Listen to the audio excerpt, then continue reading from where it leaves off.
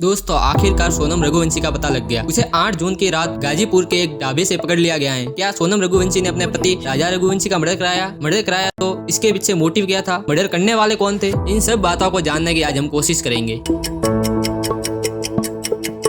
दोस्तों इस मामले ने पूरे देश को हिला के रख दिया है। मेघालय पुलिस ने तो आज प्रेस कॉन्फ्रेंस में यह क्लियर कर दिया है कि सोनम ने ही सुपारी देकर अपने पति का कत्ल करवाया। यह बात भी निकल कर आ रही है कि सोनम का इंदौर के एक लड़के के राजा कुशवा के साथ अफेयर था। इस मामले में अभी तक 8 लोगों को अरेस्ट कर चुकी है पुलिस, जिसके बारे में हम आगे आपको बताएंगे। लेकिन पूरा देश इस वक्त ये सवाल पूछ रहा है, अगर सोनम को शादी से पहले अफेयर था, अगर उसे राजा रघुवंशी से शादी नहीं करनी थी, तब भी उसका मर्डर क्यों करवाया। सबसे पहले आपको ये बताते हैं कि दोस्तों ये पूरा मामला शुरू कैसे हुआ। तो दोस्तों यह बात पिछले साल 1 अक्टूबर की है। रामनवमी का दिन था और रघुवंशी समाज का भंडारा था। इस दिन समाज के लोग शादी के योग्य लड़के लड़कियों के नाम समाज के रजिस्टर में लिख देते थे। सोनम की फैमिली वालों ने जब उस रजिस्टर में राजा रघुवंशी की डिटेल पढ़ी तो उन्हें लड़का अच्छा लगा। एक तो राजा का काम भी अच्छा था, दूसरा वो इंदौर का ही रहने वाला था। उसके बाद सोनम की माँ का राजा के घर फोन आया तो वो लोग मिलने आए, फिर लड़का लड़की आपस में मिले और बात पक्की हो गई। लेकिन शुरू में ही राजा ने एक ऐसी बात नोट की थी जिसे उनके परिवार वाले अगर समझ जाते तो राजा की जान बच सकती थी। राजा ने एक दिन अपनी माँ को बताया कि सोनम मुझ में इंटरेस्ट नहीं ले रही है। राजा दरअसल सोनम के साथ फिल्म देखने जाना चाहता था। सोनम ने इसके लिए मना कर दिया। राजा फोन भी करता था तो सोनम उनसे बात नहीं करती थी। राजा की माँ ने इस बारे में सोनम से पूछा तो उन्होंने कहा कि मैं ऑफिस में बिजी रहती हूँ, इसीलिए बात नहीं कर पाती। लेकिन यह बात आई गई और हो गई। फिर आया 10 मई का वो दिन, दोनों की शादी हो गई। दोनों का परिवार खुश था, मगर यहाँ पर एक ट्विस्ट आया। राजा शादी के बाद कश्मीर घूमने जाना चाहता था, लेकिन पहलगाम हादसे के बाद वो प्रोग्राम उसे टालना पड़ा। लेकिन तभी सोनम ने बिना राजा से पूछे मेघालय की टिकट करा दी। जब सोनम ने ऐसा किया तो राजा भी हैरान हुआ। उसने अपनी माँ को बताया कि सोनम ने मेघालय की टिकट कराई है। उसके बाद राजा को ना चाहते हुए भी मेघालय जाना पड़ा। दोनों पहले बेंगलुरु से कनेक्टिंग फ्लाइट लेकर 20 मई को गुवाहाटी पहुंचे। वहाँ माँ कामाख्या के दर्शन किए। फिर 22 मई को सुबह गुवाहाटी से मेघालय निकल गए। शिलांग पहुंचकर चेरापूंजी के पास एक होम स्टे में चेक इन किया। उसी दिन स्कूटी लेकर आसपास घूमने भी निकले और फिर आया 23 मई का दिन। 23 मई की सुबह 5:30 बजे इन्होंने अपने होम स्टे या होटल कह ले उसे चेक आउट कर दिया। ये देखकर होटल वाले भी हैरान थे कि इतनी सुबह चेक आउट कौन करता है। फिर इस दिन ये लोग चेरापूंजी से 350 किलोमीटर दूर एक वाटरफॉल देखने निकल गए। वो भी तब जब उस जगह पर कर्फ्यू लगा हुआ था और जिस रास्ते से यह गए थे वो बहुत ही टेढ़ा मेढ़ा रास्ता था। अब जिस दौरान ये लोग वाटरफॉल के पास जा रहे थे, सोनम की सास का फोन आया तो सोनम ने बताया कि हम एक वाटरफॉल के पास गए थे, वहाँ खड़ी चढ़ाई थी और हम एक कैफे के पास रुके थे। जिस दौरान ये बातचीत हुई दोपहर के 1:30 बज चुके थे। इसके बाद दोपहर के 2 बजे तक राजा के घर वाले ने फिर फोन किया, लेकिन तब राजा का फोन स्विच ऑफ हो गया था। सोनम से बात करने की कोशिश की मगर उसका मोबाइल भी बंद था। दिन में दोबारा बात करने की कोशिश की गई, तब भी फोन नहीं लगा। इस पर राजा के घर वालों को घबराहट तो हुई, लेकिन उन्हें लगा कि पहाड़ी इलाका है तो हो सकता है नेटवर्क ना आ रहा हो या उसका मोबाइल स्विच ऑफ हो गया हो। इसीलिए उस शाम उन्होंने उतना पैनिक नहीं किया। फिर 24 मई का दिन आता है। राजा के परिवार वालों ने फिर उन्हें कॉल किया। अब फिर से उनका फोन नहीं लगा। अब इन लोगों को टेंशन हुई और फिर उन्होंने राजा और सोनम द्वारा जो उन्हें पिक्चर भेजी थी उसमें एक फोटो में दोनों किराए की स्कूटी पर दिखे थे। उस स्कूटी पर ओनर का नंबर था। राजा के भाई ने उस पर कॉल किया तो स्कूटी वाले ने बताया कि हाँ इन लोगों ने मुझसे स्कूटी ली थी, लेकिन ये अभी तक स्कूटी लेकर वापस नहीं आए। ये सुनकर सोनम और राजा की फैमिली वाले और घबरा गए। अगले दिन सोनम और राजा का भाई फ्लाइट पकड़कर गुवाहाटी के रास्ते शिलांग आ गए। राजा के भाई ने शुरू में बताया कि जब उन्होंने शिलांग पुलिस से कंप्लेंट की उन्होंने ज्यादा सीरियस लिया नहीं। फिर सोनम और राजा के घर वालों ने इंदौर कमिश्नर से इसकी शिकायत की। फिर इंदौर पुलिस ने मेघालय पुलिस से बात की। मामला मध्य प्रदेश के मुख्यमंत्री मोहन यादव जी तक पहुंचा। उसके बाद मामले में तेजी आई। मेघालय पुलिस ने स्टेट डिजास्टर रिफिल फोर्स समेत इंटेलिजेंस की टीमों सर्च ऑपरेशन में लगाया। सबसे पहले इन लोगों की एक लावारिस स्कूटी की शिकायत मिली। पता लगा कि यह वही स्कूटी है जो सोनम और राजा ने रेंट पे ली थी। जांच आगे बढ़ी तो पुलिस को एक बड़ा सुराघात लगा। एक लोकल गाइड ने बताया कि उन्होंने सोनम और राजा को अपनी सर्विस ऑफर की थी, लेकिन उन लोगों ने कोई और गाइड ले लिया। मगर तभी गाइड ने एक ऐसी बात बताई जिसने सभी को हिला के रख दिया। गाइड ने बताया कि उन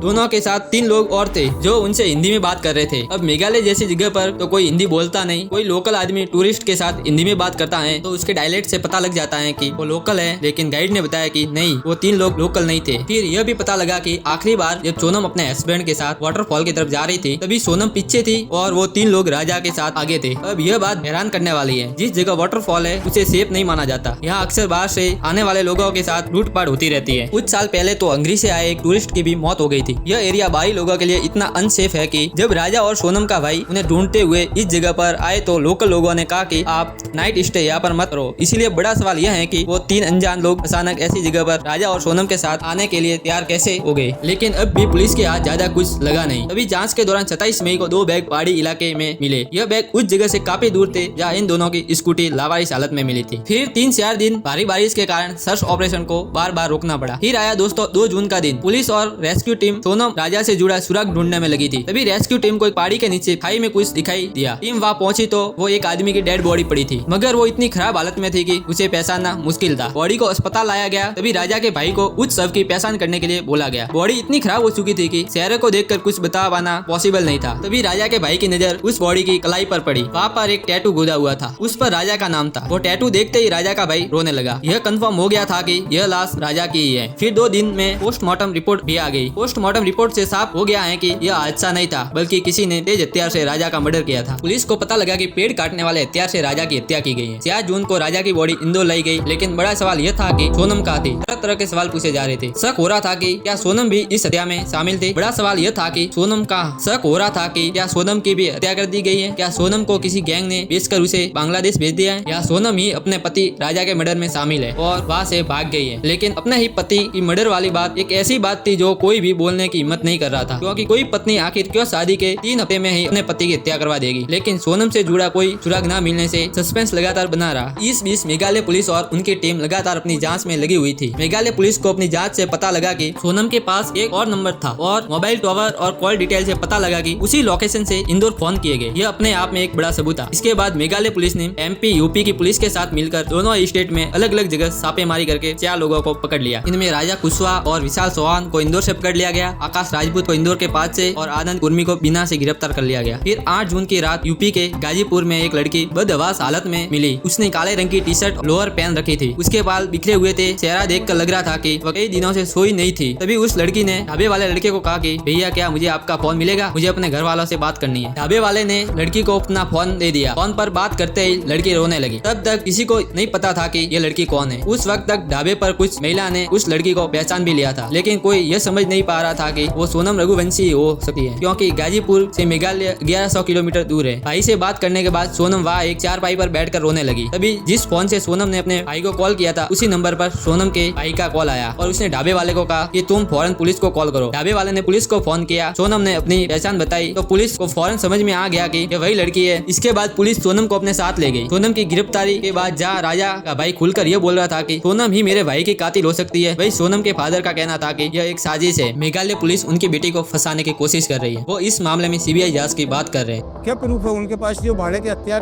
सोनम लेके जाएगी, और क्यों जाएगी? उसका भी तो कुछ कारण होना चाहिए ना। सोनम की गिरफ्तारी के बाद सवाल यह है कि आखिर हुआ क्या होगा। मेघालय पुलिस ने तो क्लियर बोल दिया कि भाड़े के हथियारों से अपने पति का कत्ल करवाया। तो अब तक तो यही लगता है कि हाँ ऐसा हो सकता है, क्योंकि राजा रघुवंशी 30 मई को गायब हो गए थे और यह मान भी ले कि उनकी पत्नी सोनम को पता नहीं चला कि वो कहाँ गए हैं। तो सोनम उसी दिन मेघालय पुलिस को अपनी शिकायत कर सकती थी। अगर वो 8 जून की रात अपने भाई को कॉल कर सकती थी तो यही काम वो पहले भी कर सकती थी। 17 दिनों तक ऐसा क्यों नहीं हुआ? उसने किसी को कॉल क्यों नहीं किया? यह कई इंपोर्टेंट सवाल है। दूसरा सवाल, हत्या के शक में जो लोग भी पकड़े गए हैं वह सभी के सभी इंदौर के ही हैं। पकड़े गए लोगों में एक राजा कुशवाहा सोनम रघुवंशी का दोस्त भी बताया जा रहा है। क्या यह भी इत्तेफाक है? ऊपर से सोनम का शादी से पहले राजा में इंटरेस्ट ना लेना, बिना राजा से पूछे मेघालय की टिकट काट देना, फिर मेघालय में भी एक ऐसी जगह घूमने ले जाना जो बाहरी टूरिस्ट के लिए सेफ नहीं है। ये सारी बातें बहुत ज्यादा शक पैदा करती है। 19 जून को पुलिस ने आरोपियों को कोर्ट में पेश किया। सोनम और राजा कुशवाहा को 2 दिन की रिमांड पर सौंपा गया है। 22 जून को शिलोंग पुलिस ने सबूत छिपाने के आरोप में प्रॉपर्टी डीलर शिलोंग जेम्स और सुरक्षा गार्ड बलबीर अहिरवार को गिरफ्तार किया है। राजा रघुवंशी हत्याकांड में किसकी क्या भूमिका थी ये हम जानते हैं। राजा कुशवाहा पुलिस के मुताबिक हत्या का मास्टरमाइंड और हत्या की पूरी प्लानिंग की थी। सोनम रघुवंशी राजा को सेल्फी खिंचवाने के बहाने सेल्फी पॉइंट पर ले गई और विशाल को वार करने का इशारा किया। विशाल चौहान राजा को मौत के घाट उतारने वाला, सेल्फी पॉइंट पर छोटी कुल्हाड़ी से सिर पर 2 वार किए। और आकाश राजपूत जो सेल्फी पॉइंट के कुछ दूर बाइक पर बैठकर निगरानी कर रहा था। और आनंद कुर्मी विशाल के साथ मौजूद था और आनंद के डॉक्यूमेंट से ही फर्जी सिम कार्ड खरीदे गए थे। और पुलिस ने शिलोंग जेम्स जो बिल्डिंग कॉन्ट्रैक्टर है और ब्रोकर के रूप में फ्लैट दिलाने का काम करता है, इसे सबूत छिपाने में मदद करने के आरोप में गिरफ्तार किया गया है। बलबीर अहिरवार जिस फ्लैट में सोनम रुकी थी वही वह चौकीदार और कारपेंटर के रूप में कार्यरत था, इस पर भी सबूत छिपाने में मदद करने का आरोप है। लोकेंद्र तोमर इंदौर के जिस फ्लैट में सोनम रुकी थी उसका मालिक, उसके कहने पर ही सोनम का बैग जलाया गया जिसमें 50,000 रुपए अवैध पिस्तौल बरामद हुई है। लेकिन एक बात जो हर किसी को हैरान कर रही है, भाई अगर सोनम का अफेयर था भी और वह शादी के लिए तैयार नहीं भी थी, तब भी उसे अपने पति का मर्डर करवाने की क्या जरूरत थी। अगर आपको शादी से प्रॉब्लम है तो आप घर से चले जाए, अपने पति से खुलकर बोल दे। और अगर आपको जबरन शादी से कोई नाराजगी है तो उसका गुस्सा अपने पति पे क्यों निकाल रहे हो? उस बेचारे ने क्या बिगाड़ा था? आप सोच कर देखिए, एक सीधा साधा लड़का जो अपनी माँ बाप के कहने पर बिरादरी में शादी करता है, फिर वाइफ जहाँ घूमने के लिए कहती है वहाँ चला भी जाता है। हनीमून पर घूमने के दौरान कुछ लोग उस पर हमला करके उसे मार देते हैं और उस बेचारे को यह पता तक नहीं चलता कि उसकी किससे क्या दुश्मनी थी। और एक नहीं, आजकल दर्जनों ऐसे केस हो रहे हैं जहाँ लड़कियां भी एक्स्ट्रा मैरिटल अफेयर या शादी से पहले अफेयर के चलते अपने हस्बैंड का कत्ल करवा देती है। इस तरह का एक मामला इसी साल मार्च में मेरठ से आया था, जब मुस्कान नाम की एक लड़की ने अपने पति सौरभ का मर्डर करवाकर उसकी लाश नीले ड्रम में भरवा दी। उससे पहले मार्च में ही यूपी के औरैया में प्रगति यादव नाम की एक लड़की ने अपने बॉयफ्रेंड के साथ मिलकर शादी के कुछ दिनों बाद अपने पति दिलीप की हत्या करवा दी। यह सारी खबरें हिला देने वाली है दोस्तों। सच में बात सोचने वाली है कि आज का यूथ किस तरफ सोच रहा है। आप जिससे प्यार नहीं करते, अगर वो आपको मिलता है तो